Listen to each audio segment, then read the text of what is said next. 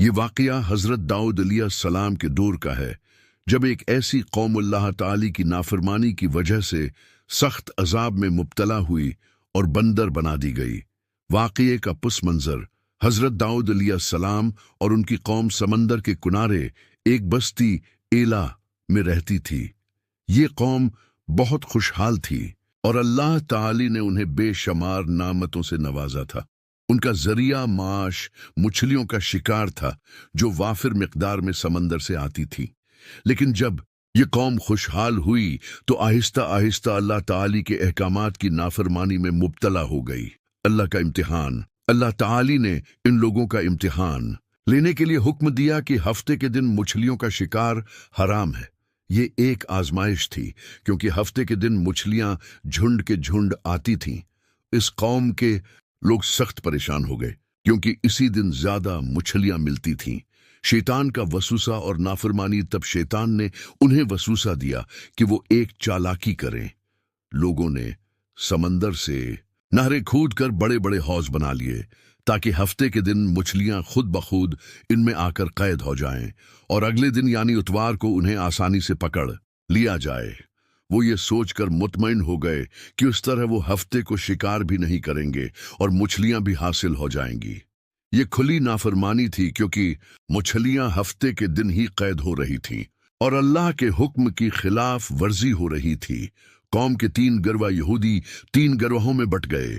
ایک گروہ نافرمانی کرنے لگا اور شکار کرتا رہا۔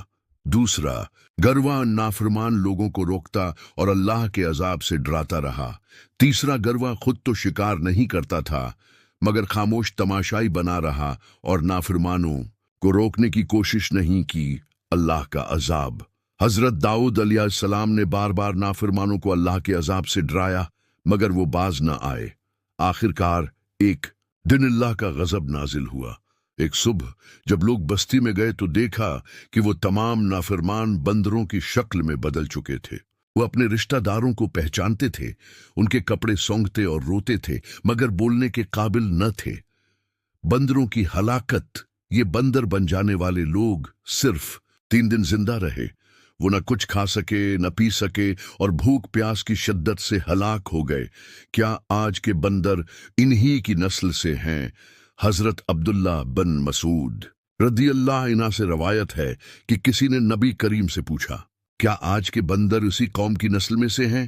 آپ نے فرمایا، اللہ تعالی جس قوم پر عذاب نازل کرتا ہے وہ نسل آگے نہیں بڑھتی بلکہ وہ قوم صفحہ ہستی سے مٹا دی جاتی ہے۔ لہذا آج کے بندر ان نافرمانوں کی نسل سے نہیں ہیں، کیونکہ وہ سب 3 دن میں ہی ختم ہو گئے تھے۔ سبق: یہ واقعہ ہمیں سکھاتا ہے کہ اللہ کے احکامات کی نافرمانی نہ کریں، کیونکہ اللہ کے عذاب سے کوئی نہیں بچ سکتا۔ جو لوگ نیکی کا حکم دیتے اور برائی سے روکتے ہیں وہ اللہ کے قریب ہوتے ہیں، جبکہ نافرمانوں کا انجام ہمیشہ برا ہوتا ہے۔